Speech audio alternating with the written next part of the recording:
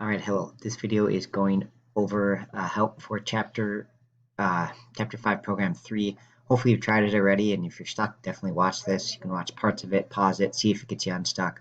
But yeah, just use it to help you. So we have to write a method here that repeats a string X number of times, whatever this is. Alright, so our method heading, if you look at the way it's called here, it's returning a string because it's storing the return in a string, and it takes in one string and one int.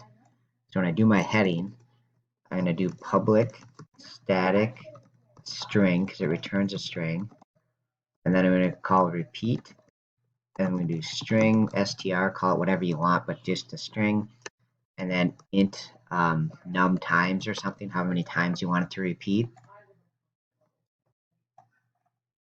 All right, and then as far as how I would actually do this method is I would start with a blank string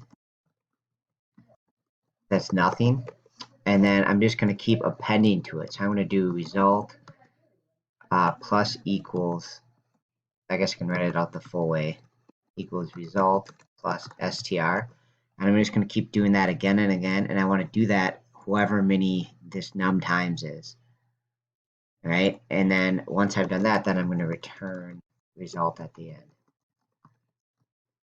Okay, so I'm building it piece by piece. So if I have like this hoe, I'm doing ho or whatever, it's going to start off as nothing, and then I'm going to add hoe to it, and then I'll do it again, add hoe another time, keep adding hoe to the end, right? So it's basically what it is already plus another hoe, right? And then you just keep going like that, and you build ho, however many times you want.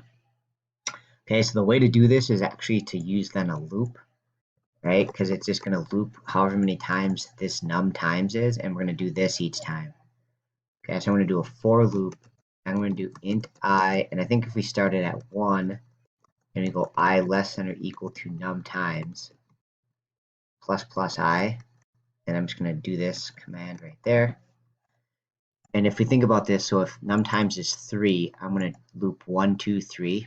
So I would do it 3 times. If it's 5, I would loop 1, 2, 3, 4, 5. So that'd be 5 times and then get what we want. And I think that's pretty much it. So let's give it a shot here and see if I get what should be. So there's ho, ha, ha. Right, it looks like it's working good. So that is it. Hopefully that helps. Let me know if you need any other information. Thanks for watching.